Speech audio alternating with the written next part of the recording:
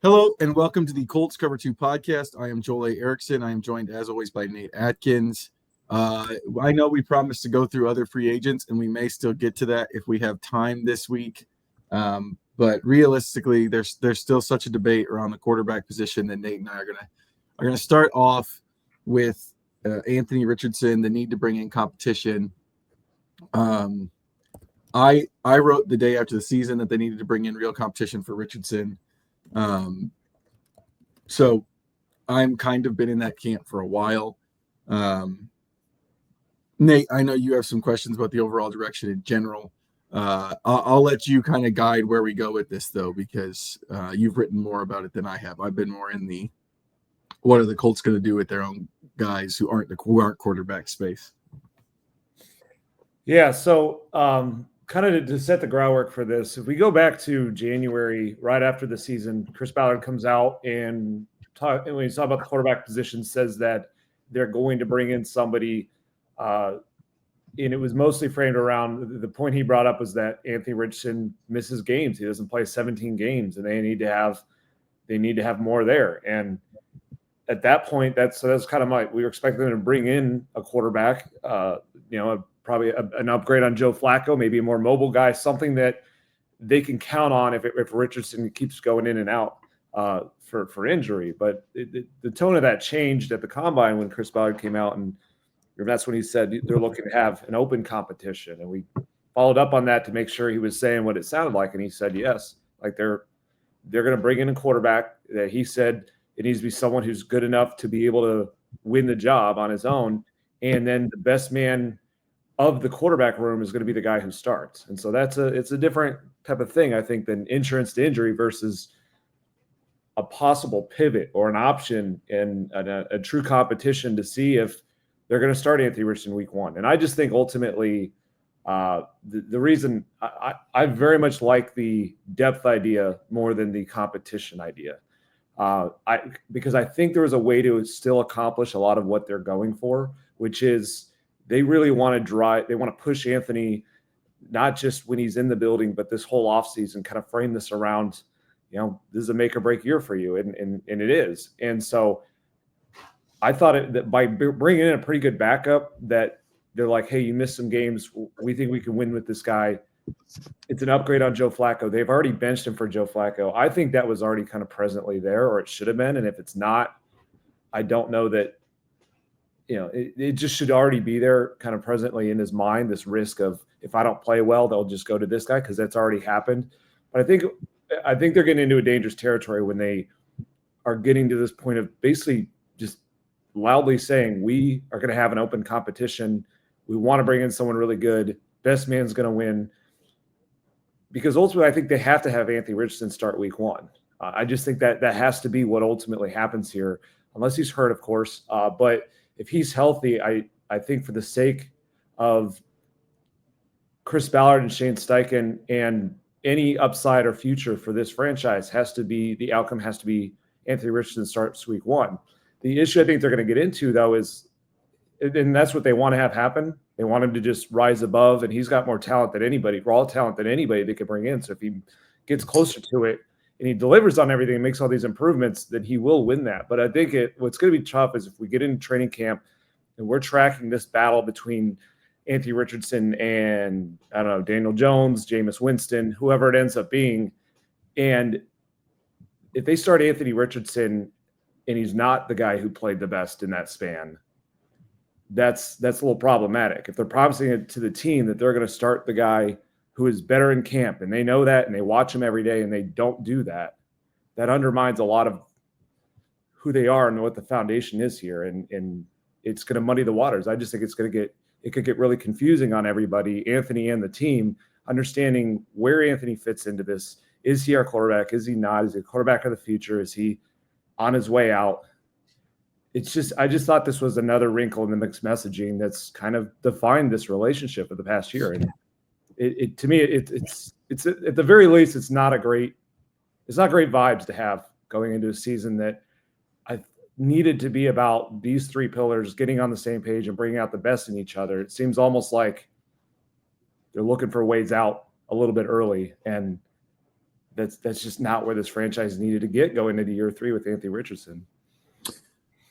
I think the reason I wrote back in January that he needed to have real competition, and I didn't mean depth. And I think the reason that would stick with me now is just I think we need to be blunt about what he was as a passer last year.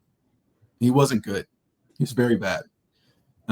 He has to make really, really big strides to be a good passer who can elevate this team against teams that aren't bad for the most part, which is who they beat last year. And I just think in terms of I just thought that in terms of for this team, they have to be willing to admit that it's possible that he might not be the guy. In your scenario, if you bring in somebody who's good and he beats him out, that's really, really bad for Richardson's long-term prognosis. But also, like, at some point, he's got to start. This is the year he's got to start doing something. They have to come up with a decision on his third-year option after next year that makes this like. I think sometimes, and I think Chris Ballard would do this too. I think he would say, like, "Oh, we push quarterbacks too fast. We do all this stuff," like it, and they blame like the media, but the reality is the contract does that. the contract really does it more so than anything else. Like, they have to make a decision on him after this season, one way or the other, and you can kind of slow play it, but not really. Like, even the Packers with Jordan Love had to do some kind of deal to get him through that second year before they signed the big extension. You can't really just be like, oh, we're gonna not give him the 5th-year option and just see what he is in the 4th year. You can try to do that, but that's just not really how the thing works out. And I think the other thing is I do think. Well, I'll let you respond to that first. I don't want to say too many things at once. Yeah, I completely agree. That's why this is a make or break year. They're going to learn everything about how he responded to last season, how he handled his first healthy offseason, like what his training actually looked like, how much he actually made strides on all that preparation focus type behind the scenes stuff, and then how he actually puts it into the stuff on the field. For me, that's actually why I think that they don't need to have competition for him, because I think he's got to start play as much as he possibly can with them to fully get that. I mean, they've only gotten, he started 15 games. That's a very tiny amount of evidence to have to really understand who he is and where he's going heading into year 3. That you'd love him to play 17. Odds are, based on his history, he's not going to. But if you start him for week 1, you're going to get as many chances as possible to see that. Also, like last week, Shane Steichen said, he was asked, what do you think Anthony actually needs to do to make these strides? And he said, it's all about repetitions. So if they're entertaining a quarterback competition in camp and they're splitting the first team reps, you get it Monday and you get it Tuesday and you get it Wednesday, like they did his first camp here with Gardner Minshew and early on, if that's what it is, again, I think they're learning less about who he is in developing him in that way. Now, maybe you could argue that competition is part of the evaluation evidence of how he actually goes out there and wins it. But in a way, I think like the way this is set up is that he's competing for everything anyway. Like, he's competing to not get benched if they bring in a backup because they know he can miss games. He's competing to win back the trust of his teammates and win over a franchise that he is pretty aware has a lot of doubts about him, because he ultimately, while they're deciding on him, he knows he's trying to earn that from them. And so this to me was set up to be a make or break year where they could put everything into it and really go at everything, design everything for him that he needs in an offense, whether that's, that the different players to put around him, the scheme, the identity of the offense, try and set it up to where there's just no excuses anymore. He's either going to find a way to stay on the field and make these strides in accuracy and decision-making, or he's not. But so that's kind of my thing, is like this needed to be a sink or swim season. I think it should be a sink or swim season for all 3 of those pillars.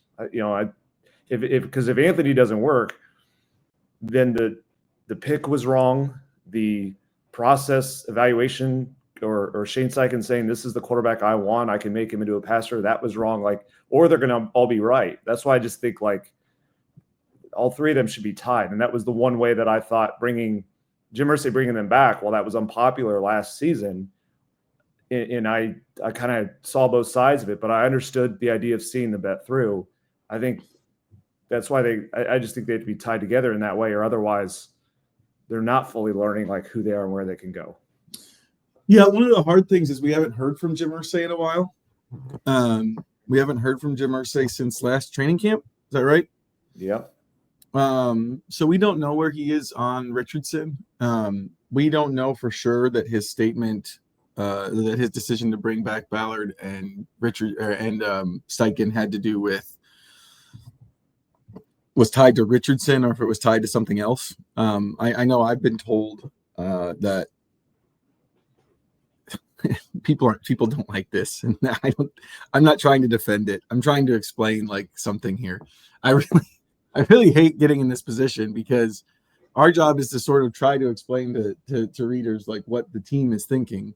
But often the way readers or listeners take that is like, that's what we think.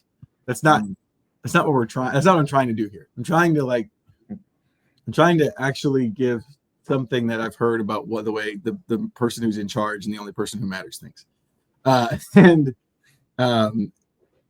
My understanding is that maybe we've been underestimating just how much Jim Irsay likes Chris Ballard.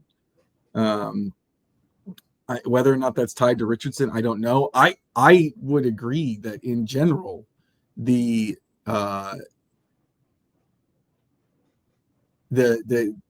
should be a harsher view of what they've done so far, especially in terms of if you tied them to the quarterback, Steichen's ability to develop that quarterback. Ballard has tried everything now at quarterback, and none of it has worked so far. But the reality is, like, we can't go back and undo that decision for Irsay. Although, I trust me, I get it. I get that everybody else, I get that everybody would like to be able to do that. The thing is, he's here, so like we kind of got to look forward instead of back. So here'd be my question: Why would you say that last year wasn't a make or break for Richardson in terms of the team's evaluation of him? Not that you have to give it up, like maybe not like a hard make or break, because obviously he's still a young player, but he did get a chance to start 11 games or really start a full season. And his play played a role in the fact that he didn't start all of the games that he was available for. Yeah. Well, I mean, the way I look at last season is, for the most part, I thought that was the rookie season he never really got. So he got 4 games in his first year, and he's a quarterback that came into the league with 13 starts above high school. So it was all about, he's going to need this time to have high moments and low moments. And he only got 4 games, and only parts of 4 games that first year. So the last year I thought was more, it was more like his rookie year. It was also, I thought, a very strange year. I don't know that I should have brought this up more at the time, because looking back, I think I didn't talk enough about just how much last year was about rebuilding that shoulder all the way till he got back in the building, until almost training camp. So I just don't know that it was set up for him to realistically have a make or break year. He tempted us so much, teased us so much with his first year, that we thought that he could do some of these things. And so that's where he fell very short on a lot of levels. But I will say, though, that like, if you wanted to look at last year as a make or break year if you just said, even, this just isn't working the way we want it to, we have too many concerns, I think that would have been acceptable. But to me, that's why that's when you would have done the same thing with the general manager and the coach. Then is if you're deciding at that point, hey, you got your chance, Anthony, you took way too many steps back, there's way too many concerns, this isn't really working, I think that's the time you move on from the head coach and the GM. And so it's just sort of trying to find a logical flow to this, and it's kind of a semantics debate in the end, because we are kind of between, like, part of what we're saying is what we think should happen, a lot of it's we're just trying to interpret it like what Jim Irsay has done and is going to do. He chose to roll the 3 back, but now it just feels like the way that this is setting up, if they have an open competition, is that like they're not on equal footing, and that there could be a world where like Jim Irsay and Shane Steichen get around this if Anthony doesn't pan out, and that's just not the way that I don't know. Maybe that's the way it was always going to be. Maybe originally when in 2023 when they brought back Chris Ballard and hired Shane Steichen, maybe it was, hey, we want these guys to be here for 25 years, and we'll go through as many quarterbacks as we need until we get it. That's not usually the way that I think most teams will look at it. Successful teams will look at it. It's this kind of felt like the specific style of bet they took on Anthony Richardson, the boomer bust type of idea was the idea of like, we're all tied to this, and we're either going to hit a really high or it's going to blow up. And this seems to have muddied even just the process that led them to Anthony in the first place and the process that has them all back right now. It leaves me a little bit confused as to kind of what the direction is here right now. Yeah, I think a couple of things. I think one of the things that sticks out to me is just, Ballard has preached so hard this offseason that he's done a terrible job of creating competition on the roster, making the NFL be the way it normally is, where you don't really know whether or not you're going to keep you like I think I've said this before on this pod. It's a good thing to remember. Like there's a very small percentage of NFL players who know for sure that their contract is going to be their contract, and they're going to play out the whole thing no matter what. It's much smaller than you think. Now in Indy, it's not, because in Indy, Ballard generally allows guys to finish out their contracts all the time.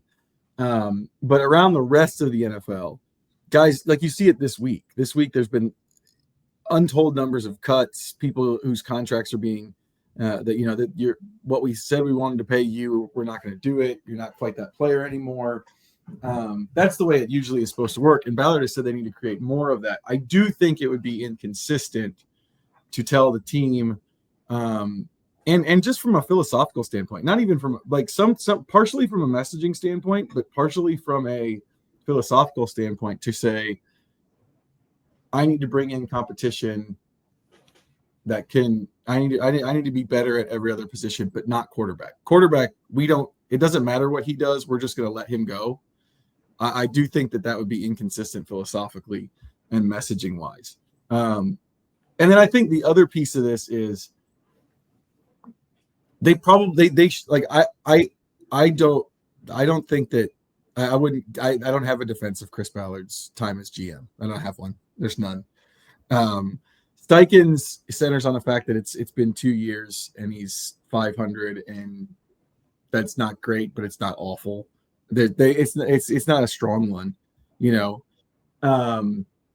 But having said that, if they are back, their job ultimately is to win games, as many as possible. And I think that bringing in competition in the event that Anthony comes to camp next year and looks like the quarterback who struggled this season, that they give this team a chance to win games. Now, I know there's a strong sentiment in today's NFL that if you can't win the Super Bowl, you shouldn't even try. And I think there's probably some merit to that discussion. I just don't think it's how teams actually operate. I don't think most teams actually operate as the moment they have the moment if they don't have Joe Burrow or Josh Allen or whoever, just there's no point. You see a lot of it right now where like a lot of these quarterbacks are moving and they're deciding to do things. Like, does Matthew Stafford at this point in his career, is he an elite quarterback who's going to elevate the Rams? I don't know. He's good enough, but he's not like an elite quarterback. I also think, and this is me trying to more read the NFL than anything else. I would bet that Jalen Hurts winning the Super Bowl has convinced a bunch of people that if you put a good enough team around a pretty good quarterback, that they could win. I don't know if that's the way you should operate, especially in the AFC. I just know that that's the way the NFL tends to operate, and I don't know if that's playing into their thinking here. But like, because their roster isn't the Eagles, it's not even close to the Eagles. We've talked on this podcast before about how Howie Roseman is like a realization of what a lot of Ballard's visions are that he can never finish. Yeah. So they're not that, but I do wonder if all those things play into it. If the Eagles winning a Super Bowl, kind of breaking the Mahomes stranglehold, I wonder if teams start going, oh, well, there's a way if I can't get, somebody who's clearly one of the top 5 quarterbacks in football. Now, again, you've pointed this out and laid it out many times in this podcast. In the AFC, it does not seem like that will work. But I do wonder if you don't have the quarterback, if you can convince yourself, can we get there with a good roster in the right year? Yeah. I want to start with the idea of the competition. I'm just thinking that through because I think it's a fair point, and I have three kind of separate thoughts real quick on that. So you're right. The big message this season from Chris Ballard has been didn't create enough competition. We're going to have it. So it's fair to lump the quarterback in with that. I'd say one thing is that I think they've already held him to a standard they haven't held many players to on that. He lost his job last season for performance, went from playing to not having any role on the team. That didn't happen with other players who bombed in similar ways for performance or professionalism, whether that was A.D. Mitchell is one that comes to mind. Basically everybody in the tight end room. I don't know how Kylan Granson played as much as he did time and time again. It got to the point where Taven Bryan had to tell me I want to play less to actually like he wanted to be benched at nose tackle. They just kind of handed all these spots to guys without competition last year, but they held the quarterback to this standard of we're going to play the best guy, best chance to win. You could have argued that they were playing the wrong center late in the year, I think, if it was really about what's helping this team right now win games. That's part of it. I think the other part, too, is, though, I think it's fair to hold the quarterback position a little differently than the others. I think some teams that have done this wrong in the past have not done that enough. So one example that comes to mind to me is when Brian Flores was in Miami with Tua, he wanted to treat that position the way he does linebacker or pass rush, like, hey, maybe we'll use you for the first 3 quarters and this guy will come in the fourth quarter. And if you're not getting it done, I'm going to chew you out and sit you down for a while. And like that really messed up the confidence of a young quarterback who kind of has the weight of everything on him and has to represent the team. And that's what Mike McDaniel had to rebuild with Tua after that. So I don't know that everything has to apply to the quarterback the same way. So, it's just that's kind of the main things that jumped out to me with that. And on the other point, I think that there's the conference they're in. So when you talk about like building toward the Super Bowl or don't try, I do think teams mostly will make their quarterback decisions with that in mind. So they're trying to win games as many as they can. But as far as like deciding your path at quarterback, I'd say almost every team is finding some way to do that unless they just have no quarterback at all and someone's got to play. So they sign like Gardner Minshew and then they try to get out of it a year later. But for the most part, you're locking into a guy that I think everyone's making that decision if there's some route here or it's a step to get us to another step to go do that. So that was like why the Chiefs traded up for Patrick Mahomes when they already had Alex Smith. I think that's why like the Steelers keep playing this year by year because they know these guys are not ultimately that highest ceiling. They're just they're not sure where to go yet. That happens with a lot of teams. And then I think what happens in the NFC is you have a team that can sign like Baker Mayfield because they're in the NFC South and it's a division championship waiting for them, or Geno Smith with the Seahawks. That's where, and then bringing Matthew Stafford back, like there's been routes to get at least the NFC title game with a Brock Purdy or a Jared Goff has gotten there. Those guys have been there just in the past 2 years. And then, so I think Jalen Hurts will open their minds a little bit as far as that goes. But he had to beat one of those elite quarterbacks. And in the AFC, you have to beat 2 or 3. So that's a little different. But if there was a route to a Jalen Hurts, then I would understand that. To me, it's like there's nothing out there for the Colts to get right now that gives them any dreaming of competing for a Super Bowl.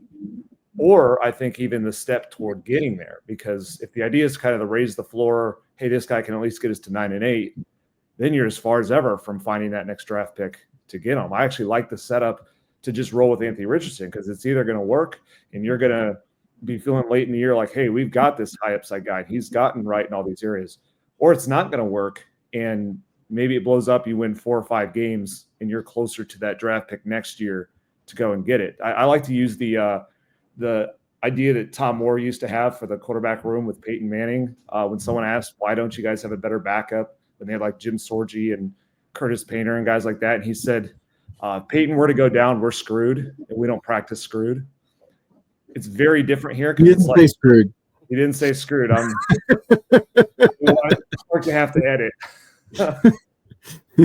Not say screwed, but that was the message. He said, we don't practice screwed. It's a different way of that because it's not like Anthony Richardson is obviously not playing like Peyton Manning. But I do think if Anthony Richardson doesn't work out short-term and long-term, then the Colts are screwed. And that's what I think trying to set up a lane where you may pivot to Daniel Jones by week 1, that's screwed. In the AFC, I think that's completely screwed. I don't think that has a shot to do anything because I think we see it year after year with the Pittsburgh Steelers. And they make the playoffs every year, but the last time they won a playoff game was when Barack Obama was president. Yeah, I think like I said, I think that there's definitely that school of thought is definitely strong within the Colts fan base. I think a lot of the Colts fans would be like, listen, it's either he becomes either we have a superstar there or I don't care about the team at all. The NFL I just don't think NFL teams necessarily operate that way. I don't really fully believe this, so this is kind of more of a devil's advocate type thing, because so much of why they hired Steichen was, Irsay brought it up at his press conference, was his ability to work with a young quarterback. So I don't fully believe this, but as a devil's advocate piece, I'm trying to like put myself in the brain of what would it get you if you made the playoffs with a Daniel Jones or a Justin Fields or something like that. I do think if that happened, the one thing I would say is I don't think you necessarily feel better about Ballard in that scenario, because for Ballard, the question is not, can he build a playoff team? He's done that before. The question is, can he get them to something way more than a playoff team? But I do think it would make you think differently about Shane Steichen. You look at where we were on Steichen at the end of last year. You go, man, they won 9 games with Gardner Minshew, who just got cut by the Raiders, and now all of that's kind of fallen off. And I got to give like Jake Query a really he pounded this drum all offseason. Like, one season doesn't make a head coach. He was right about that. But say they start somebody else, they make it, you would feel better about Shane Steichen as a head coach. Now, whether or not that means he gets to go on and you give him another quarterback, I don't know. Because I also don't like tying a different GM to a coach. I don't know that would convince me on. I don't think that would convince me on Ballard, but that it would make me think something about Shane Steichen as a head coach. Like, one of the things that I think that I have on my list to kind of explore from last week is Shane Steichen got a lot of flack for how he handled the team last year. He got a ton of it. Mm-hmm. Specifically centered around, is he treating his players well? And then he was 9th on the NFLPA survey for coaches. And just to, I know people like to discount the NFLPA survey. By the same token, I was thinking this last week after I saw that, because frankly, that surprised me. Frankly, the 9th surprised me. It didn't after the first year, but it did after this one. I think he might have gone up, actually. But I was thinking about that last week, and one of the other things I think that maybe I haven't given enough weight to and maybe should have is, DeForest Buckner sort of framed this offseason in a lot of ways with his comments about the defense and the competition and the issues in the culture in the building. One of the things that we haven't given Buckner a lot of weight for saying was that he likes Shane because Shane makes the tough decisions even when they're unpopular. And I don't know what other decision he could be talking about. I just don't. I don't know what other decisions Steichen made was more unpopular publicly than the quarterback decision. So there's an element of that I wonder with him specifically, like, is there something we're missing with how he's handling the team? You know, like, I don't know. I don't think, like, publicly, the way he spoke last year, I thought he created a lot of problems for himself. And obviously the offense felt disjointed at times. They weren't as successful. But those couple of pieces there sort of have made me like question my own thought of what happened last season. And is there something we're not seeing within the locker room? I'm kind of jumping off of the quarterback thing a little bit, but it was just something that's been nagging at me after last week. That survey number, after the way we talked about the way he handled the team all season, kind of jumped out at me. Well, I definitely do think there's a disconnect between how fans look at Shane Steichen and how the players do, because I don't think Shane presents himself to the fans in the best way. Let's say that. I think he's different behind the scenes. And I've heard that from a lot of people. A lot of what, and especially when he was dealing with those difficult decisions, he just hadn't found a way to talk about them publicly in any fashion that held up, that explained anything, that gave you confidence in what he was doing when he was doing all this stuff behind the scenes. So I think there is that disconnect. And players, I think that's something that the players have brought up. I will say I try not to read too much into the survey just with that specific area, because I just went through it. 19 different coaches got an A. Mm-hmm. And I think what they're judging that on is a little different than, like, do we think our head coach is a great head coach who's going to win a lot? I think it's something a little bit more specific to either hearing player concerns, player treatment. And yeah, there were questions with Shane on that. So maybe that's a fair point. But, like, he has the same grade as Jonathan Gannon and Mike McCarthy, and he is just ahead of Brian Callahan. So I don't know that it holds up as, like, these are other great football coaches that he, and that we're grading them on that. I think it's a little bit more of something that are interpersonal relationships that could be different than, like, how he decides on the quarterback position. I don't know. But yeah, there's the thing. That's why the Buckner piece. That's why the Buckner piece has been right. Yeah, Buckner said that, and other guys have stood up for Shane on that front too. Kenny Moore did that as well.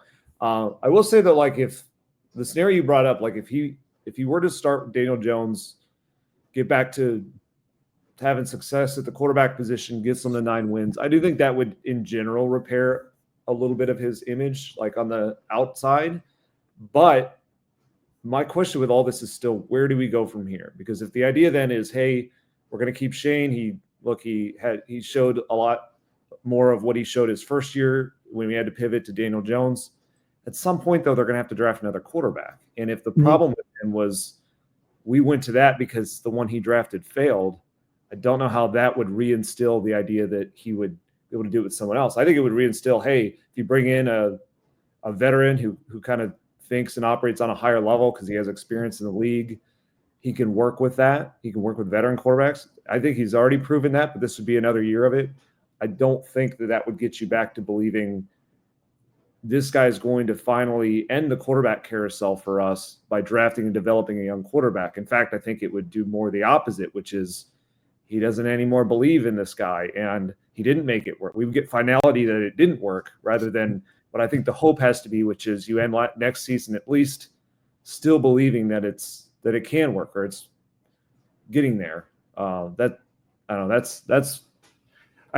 biggest issue is actually thinking out through how they would go. Like, to me, it's what do you do after 2025 with any of this? And that's why I still think the riskiest thing, but the cleanest thing is to start Anthony there. And if it really doesn't work, that's kind of a clean house moment, I think. Yeah, I can see that. I will say, and this will be the last point I'll make on this. I will say the one thing that I think has maybe been missed in the overall discussion. There's been a lot of talk about what people said at the combine and what people heard at the combine. And I heard a lot of the same things, like, why is Ballard back? We've been hearing that for a couple of years now. And I don't have a good answer. I don't have one for you or for them. But the sentiment I got from a lot of people was, yeah, this makes sense. Richardson wasn't very good last year. I would say that nationally, the perception on Richardson is much further down than it is in Indianapolis. Oh, that's for sure. And so that's another piece of this that I think has maybe been sort of glossed over when we're talking about, what's the other thing I don't, and this is an aside. One of the things I really don't like about this discussion is that it has to be all in or all out. Like if you think they should bring in competition for Richardson, people are like, well, you think Ballard is a genius. No. No. Like that's an insane argument to make. I know that's the way we talk about things now, but like that's absolutely not what anyone's saying. What they're saying is, from a like, it's even not even from like on our beat, but from another perspective is, this does not seem like a passing game you can win with at all. He has to take an enormous leap to be that kind of passer. And it's really hard to do that. And so shouldn't the Colts try to find something else, whatever path they take? Like I said, I still think that the ideal one would be draft another quarterback. It's not the right class for that, but that's the ideal one. The same thing is like, well, if you think they're bringing competition for Richardson, you're completely out on Richardson as a player. You hate him, and you're just done with him. That's also insane. Like, that's also an insane thing to say. Like, it's just I think it's just based on the fact that their passing game was not good. It just wasn't. And did they do everything to help him in that? No, absolutely not. Lowest number of passes behind the line of scrimmage. A lot of like questions about whether or not the hunting for explosive plays, which I think may have been a misguided attempt to dive into what he does well, because it does seem like he's a little bit like just as inaccurate on the short stuff as he is the long stuff. Misguided, to be sure. So like, it's not all on him. And he's insanely talented. Like I haven't forgotten the throw to Pierce. Mm-hmm. I haven't forgotten a handful of throws that he made over the course of the season. It's just a acknowledgement that, just being honest, we've been too high on the Colts a lot in the past, and maybe a little skepticism is a little more warranted with what we've seen. Oh, for sure. It's interesting because when people would ask you just about the Anthony piece, or when that news came out, you would get more of that. There were some people who, they thought, yeah, he's not playing well. This thing is, I got that question a lot too about Chris Ballard. Why is Chris Ballard back? And my explanation to everybody who asked that, and I got it probably 100 times, it felt like, over the course of the week. My explanation was, he didn't draft his first quarterback until 2 years ago. That guy has barely played. It's a bet that they want to see through. And if they're going to give Anthony a chance, if they're going to give Ballard a chance to be evaluated on this draft pick, they owe it to themselves to give another year and see it play out. And so you lock in those three and bring them back. And then their follow-up is, well, wait, aren't they trying to bring in someone else now? And I go, oh yeah. And like, I have a hard time rationalizing all of that together, I guess, is my thing. I also feel like what they're doing by opening up this possibility is they're looking at themselves the way that the 49ers looked at themselves a few years ago. The 49ers made their trade up, took Trey Lance, went terribly. It was a similar bet to Anthony Richardson, all the upside in the world. This guy is going to just add all this stuff that a Jimmy Garoppolo can't, and he's going to put us over the top. We're going to chase a Super Bowl rather than just being a playoff team. Didn't work, blew up, but it didn't cost those guys their jobs. Their thing was, well, hey, sometimes quarterbacks don't work out. This was a low proposition bet. We moved on. When we found Brock Purdy, we move on with him. Two key differences there to me. Number one, John Lynch and Kyle Shanahan, I think, had already proven the things that you were looking for the most part, which is that they can win at a high level. Like they had already gotten to a Super Bowl. So I think they had credibility to survive that mistake. But the bigger thing is they were able to look at their situation in San Francisco and say, maybe what we do need is a guy that just is a pretty operational quarterback, because our skill players are bananas, and that can get us back to the Super Bowl, especially in the NFC, when we just need a guy who can hit those layups to George Kittle, Christian McCaffrey, Brandon Ayuk, and Deebo Samuel. And so Brock Purdy became that guy. I don't think you can look at this Colts roster and say, we're just an operational quarterback away from being really, really good. And that's Chris Ballard's evaluation, because he said, we're not close. I want to make this really clear. We're not close. And so now there's talk about, they're retooling the defense. They have a lot of work to do on that side of the ball. I just think they're going to get caught in the middle with this if they spend $15 million on Daniel Jones or a day 2 pick. That is a valuable resource that I think they need to put on the defense that would, if you're going to pivot to a Daniel Jones, something that doesn't have the upside of Justin Fields, doesn't have the upside, but you feel better about, you feel like you can run a passing game with, I think your roster needs to be even better to play around that guy, and to spend $15 million of your cap space or one of your only day 2 picks on that, I think kind of ends up being counterintuitive. And then they're hoping they can land these guys. And the problem is, like, they have to really sell these guys on, hey, you can come in here and win this. And those guys could be looking at it as, isn't your job tied to Anthony Richardson?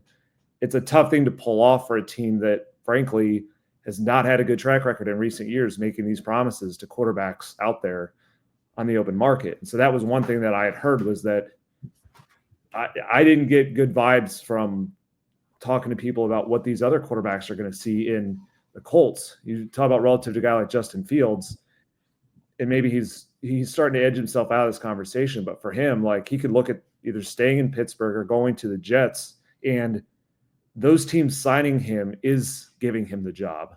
Whereas coming here, he's got to have someone decide that in August.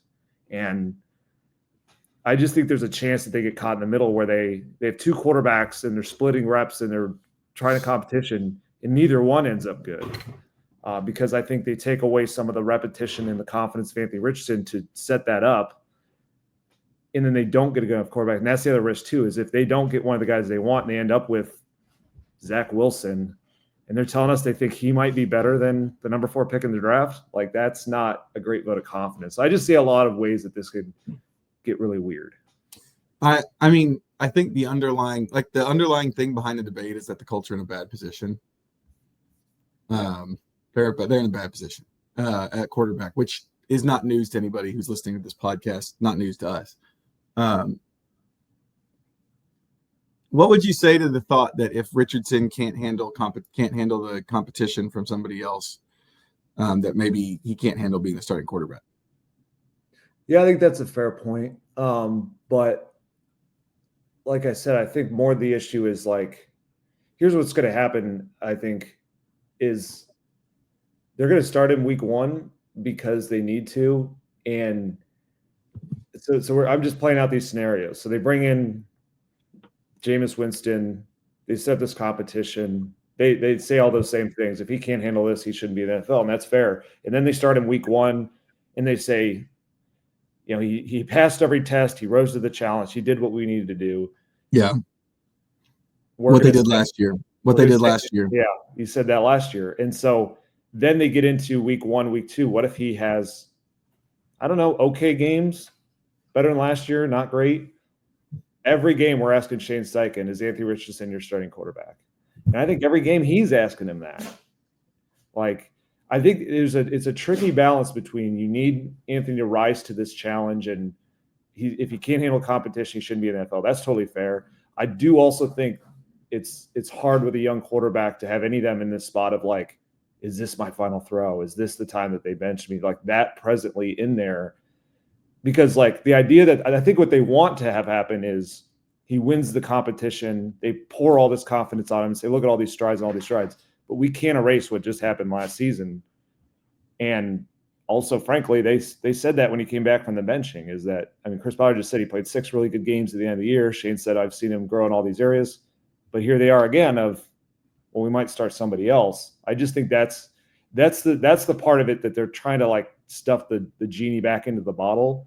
Whereas like if this is stuff they had done year one, when that was like a valuation growth year only, it's one thing. But having already done this, I think they've lost a little bit of the leg they want to stand on to be able to make him rise to competition and then give him confidence. Yep, it'll be interesting to see how it all plays out. I think the number one thing that's going to really drive what happens is who's the guy. Yeah. Yeah. And we actually should have answers to that fairly soon. One way or the other. We should have answers to that fairly soon on who the guy that's going to compete with him is going to be. I do think that'll crystallize it a little bit, because whichever, like you mentioned, if it's Zach Wilson, we're all going to go, well, that's not real competition. Yeah. Exactly. If it's Trey Lance, we're all going to go, that guy couldn't beat up Cooper Rush with Dak Prescott on the shelf. Yeah. That there's going to be a lot of stuff like that. So we're going to find some stuff out. I know Nate needs to get going. Nate has a dual role in the spring as a molder of young and talented minds. So we're going to get out of that. I like that title. What? I like that description. I don't molder know of young and talented minds. Yeah. I don't know if that's how they would describe me, but sure. Associate molder of talented and young minds. Trying something, I guess. Anyway, so Nate's got to get going. So much quarterback talk. They're always good. They're like, this is always. Here's the thing, and this is not going to make anybody feel any better, but you know what? Let's just make everybody feel bad on the way out of the podcast.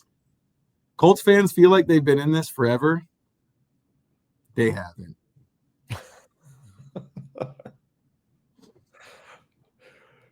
You think a little more than a half decade is bad? Talk to the Bears fans in your life, Colts fans. This could go on a lot longer. We might be doing this for a long, long time. My favorite stat was that until Baker Mayfield got to the Browns, the winningest quarterback in Browns Stadium history was Ben Roethlisberger because he played there one game a year. That's how many quarterbacks they went through basically my entire childhood. So yeah, it's a tough spot. That's why there's so much stuff on either side of this. That's why there's so many like things to consider on either side, and why you can have people be on either side of the debate is because like if you really look around the NFL, you can see how this continues to go bad over and over again.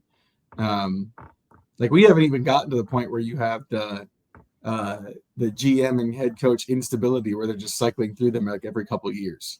Mm-hmm.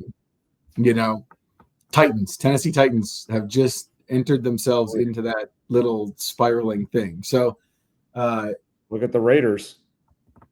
Yeah, the Raiders, that's another good one. The Raiders had Derek Carr for a while. It didn't work out for them, but like at least they had a little bit of set. But if you go back before him, that's another team that goes in there. Like, well, now they're getting a new head coach like every 2 years, new GM every few years. Like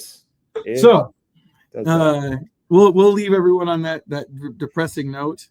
I don't know when we're going to podcast next week. We'll find a time to pod next week. It is free agency next week. That makes it difficult. It almost feels like maybe there should be a pod to set it up, but the timing on that is difficult because everything starts on Monday. So we'll see when we get a pod out. There should hope, based on like my read of the roster, they're going to have to make some signings just because everyone's going to they have guys they don't need to bring back.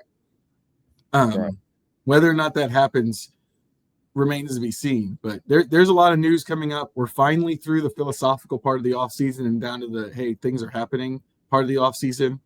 This has been the Colts Cover-2 podcast. Like I said, we got to get Nate out of here.